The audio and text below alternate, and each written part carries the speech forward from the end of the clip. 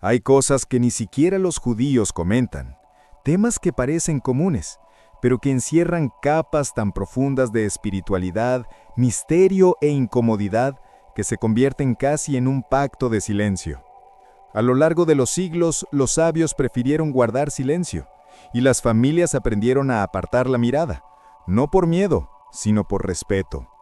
Porque ciertas verdades, cuando se dicen fuera de lugar, hieren. Yo mismo he intentado comprender por qué algunos temas son tan tabú. Quizá porque revelan demasiado sobre la naturaleza humana, o porque nos obligan a afrontar lo más difícil de aceptar, que no todo está a nuestro alcance. El judaísmo, con toda su sabiduría ancestral, no rehúye estos dilemas, simplemente elige el momento oportuno para afrontarlos. Y hoy quiero hacer lo que pocos se atreven, abrir estas puertas, una a una. No para generar controversia, sino para comprender el motivo de este silencio ancestral.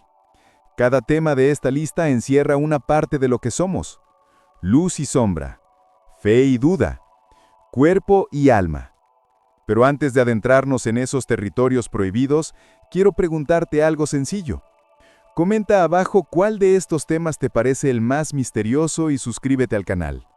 Esto me ayuda a seguir aportando reflexiones que no siempre son fáciles de escuchar, pero que ayudan a crecer el alma.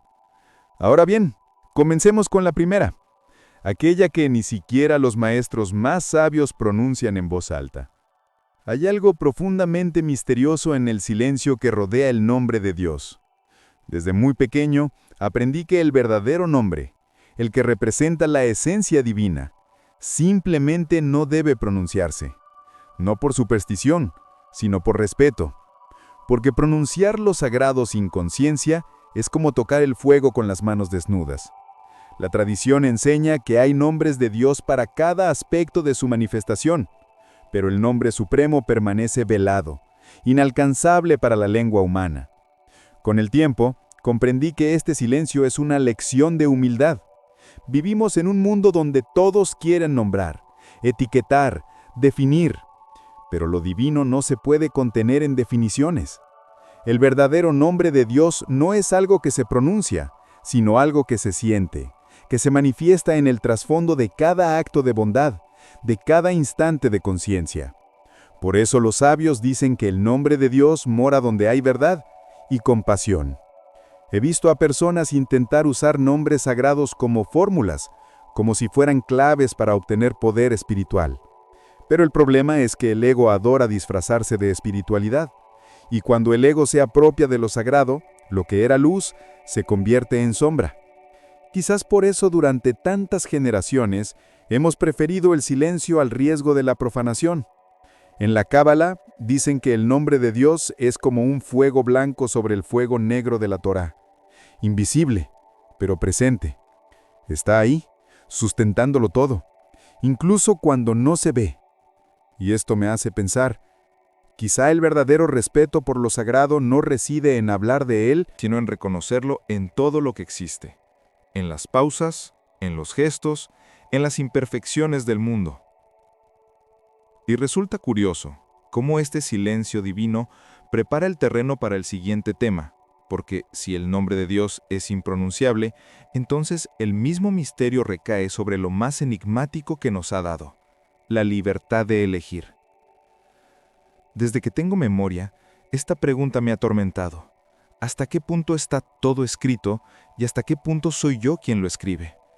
El judaísmo siempre ha considerado el destino y el libre albedrío como dos fuerzas que interactúan, pero que nunca llegan a fusionarse por completo. Es como si el mundo fuera un tablero de ajedrez dispuesto por Dios, pero cada uno de mis pasos sigue siendo una elección. Una paradoja que la mente intenta resolver, pero que el corazón solo aprende a respetar. Recuerdo que un rabino me dijo una vez: el destino es el guión, el libre albedrío es la actuación. Aquello me impactó profundamente, porque hay momentos en que siento que ciertas cosas realmente tenían que suceder. Encuentros, pérdidas, incluso errores. Pero ¿cómo respondo a cada uno de ellos? Esa es mi parte en la historia. Quizá ahí es donde Dios me observa, en silencio, esperando a ver qué clase de ser humano elijo ser ante lo inevitable. Algunos creen que creer en el destino implica renunciar a la responsabilidad, pero es todo lo contrario. Cuando comprendo que hay algo superior que me guía, también entiendo que mi libertad no consiste en cambiar lo divino, sino en revelar lo divino en cada elección. El libre albedrío no es el derecho a hacer lo que quiera, sino el don de transformar mi destino. En la Torá, incluso los grandes profetas se enfrentaron a esta tensión. Jonás intentó escapar de su destino y Moisés, aunque reacio, cumplió el suyo. Ambos tenían libertad, pero cada uno eligió cómo afrontar su llamado.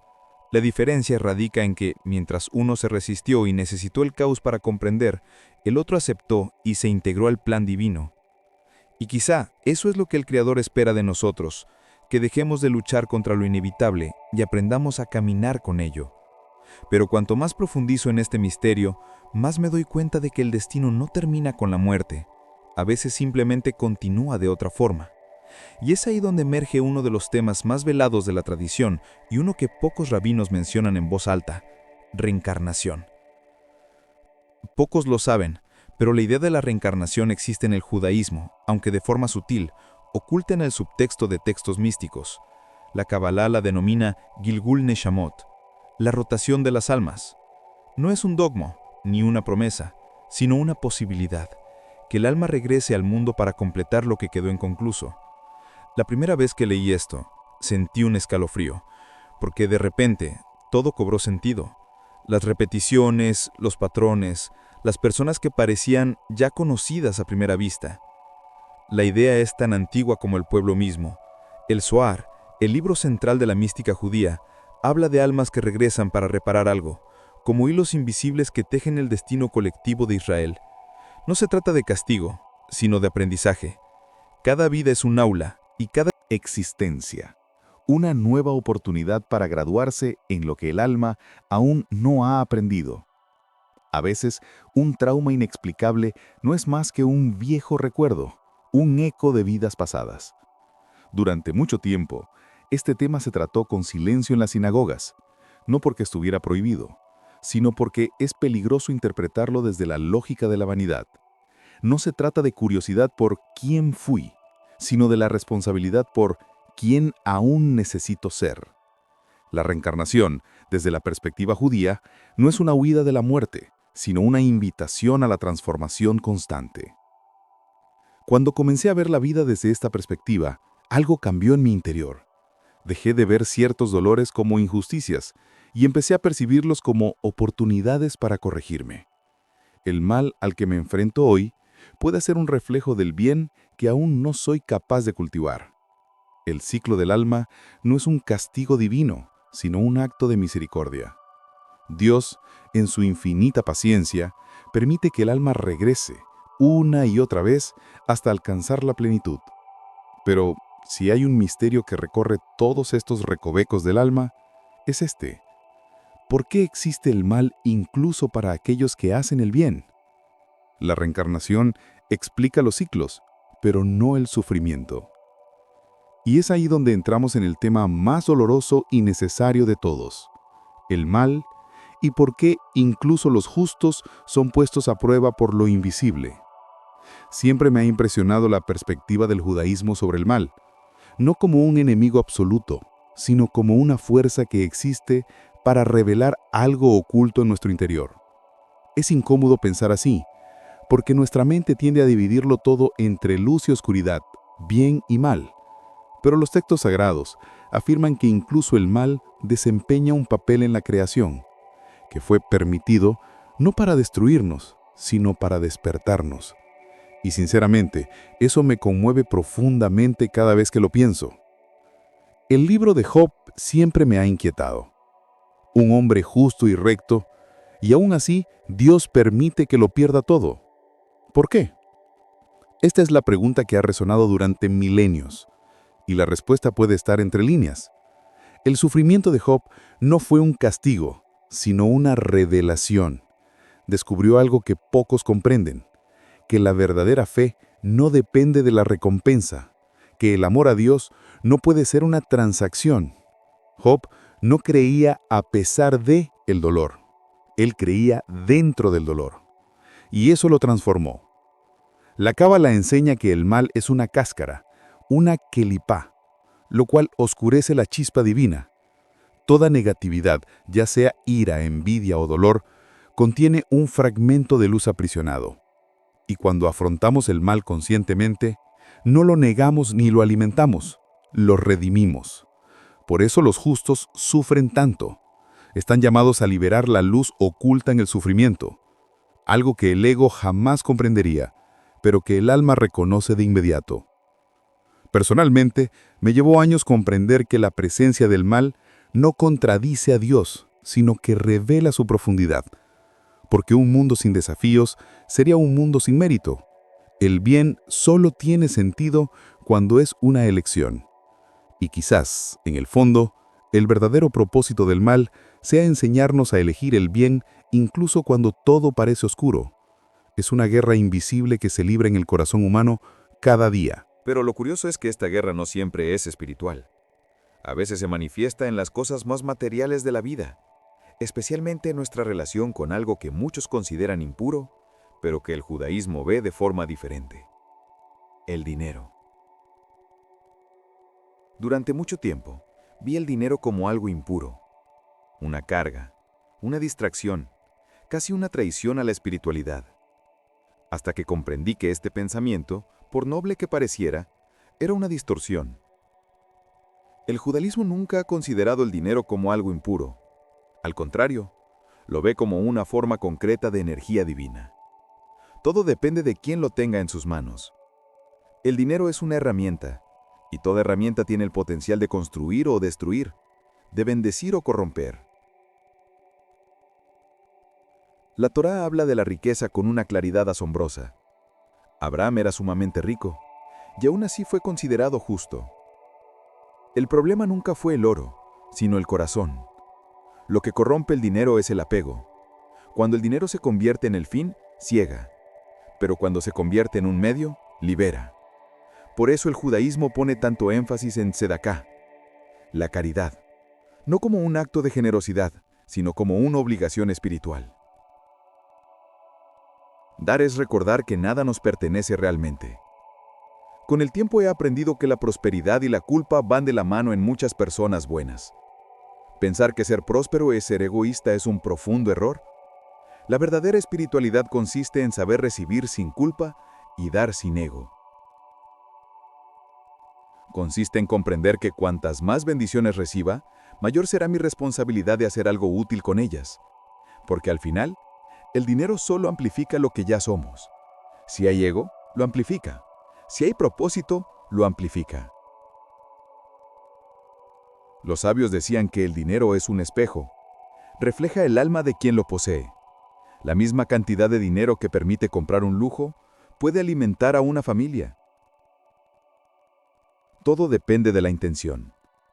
El dinero desde la perspectiva judía es parte de la vida de un palo. Es la reparación del mundo. Es el medio por el cual la materia se eleva y lo espiritual se realiza. Es el puente entre el cielo y la tierra, siempre que el corazón conozca el camino. Y es curioso cómo esta energía, cuando se malinterpreta, puede distorsionar incluso los aspectos más puros del ser humano: el deseo. Porque si el dinero es el poder de la materia, el sexo es el poder de la vida. Y el siguiente tema es quizá el más incomprendido, y también el más sagrado de todos.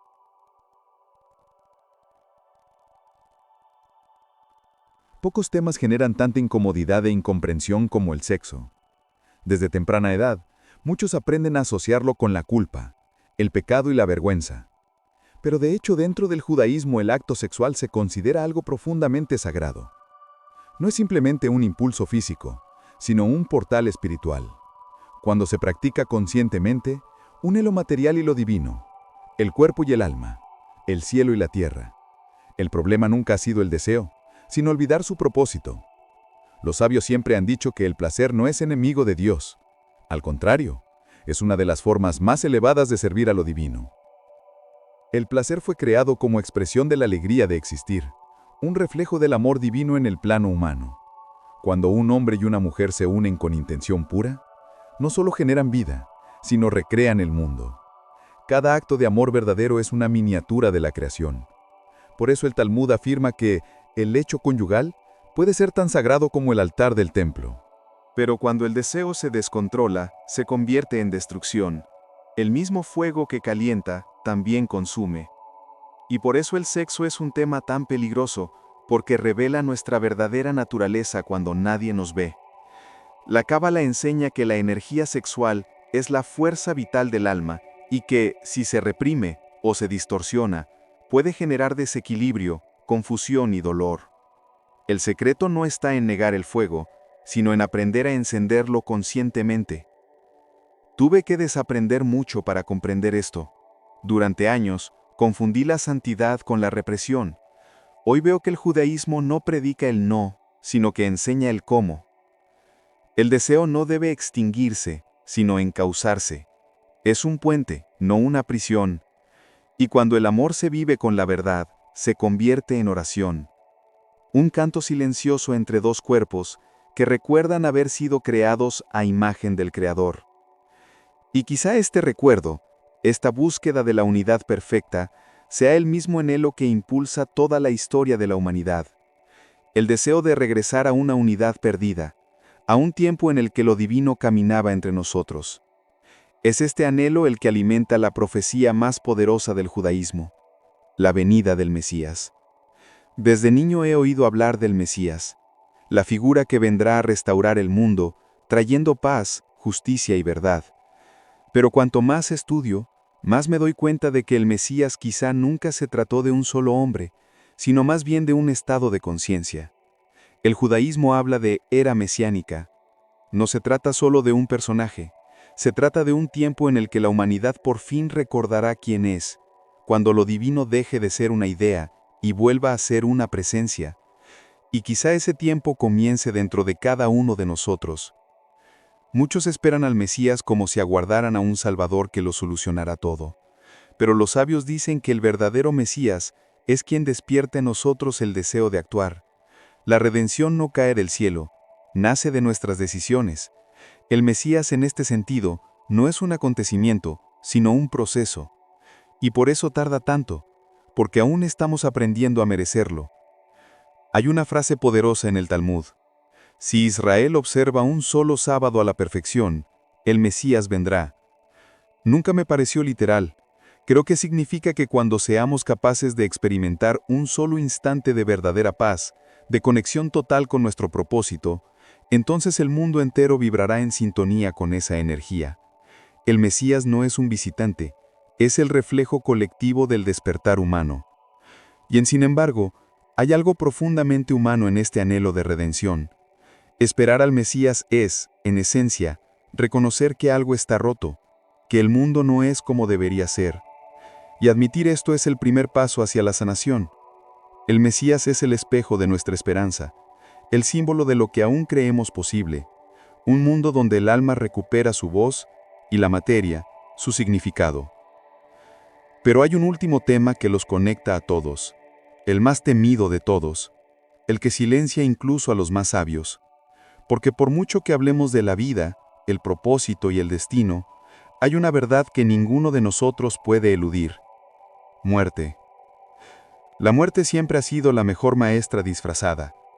Nadie quiere enfrentarla, pero es la muerte la que da sentido a todo lo que vivimos. En el judaísmo la muerte no es Un final, sino una transición. Un paso de un plano de existencia a otro, como el atardecer que anuncia el comienzo del Shabbat. No extingue la luz, solo cambia el horizonte. Cuando comprendí esto, algo en mi interior se calmó, porque el miedo a la muerte, en realidad, es el miedo a vivir sin propósito. Los sabios enseñan que, en el último instante, el alma contempla su vida entera como un mosaico. Cada acto, cada palabra, cada gesto, todo se conecta, y entonces comprende lo que vino a aprender. No hay castigo, solo claridad. El juicio, dicen, es simplemente la revelación de nuestra verdadera naturaleza. Y quizá por eso el silencio de los muertos nos enseña más que 1000 sermones, porque es en ese silencio donde la verdad, finalmente, se hace oír. Siempre me ha impresionado la costumbre judía de enterrar el cuerpo con sencillez. sin adornos, envuelto solo en una sábana blanca. Es la humildad en su estado más puro.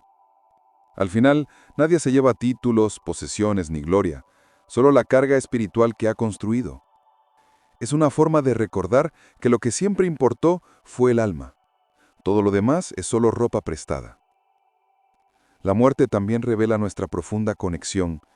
Cuando alguien parte, algo dentro de nosotros parte con él, pero al mismo tiempo algo nuevo despierta, porque el amor que creamos no muere, sino que se transforma. El alma no desaparece, simplemente cambia de morada. Y es esta silenciosa certeza la que mantiene viva la fe judía en la eternidad del alma, en la continuidad de la luz, incluso después de la oscuridad. Y quizá el mayor secreto de la muerte sea este: no es lo opuesto a la vida, sino al nacimiento. La vida es el hilo conductor que las une. Cuando comprendemos esto, dejamos de temer al final y finalmente comenzamos a vivir de verdad.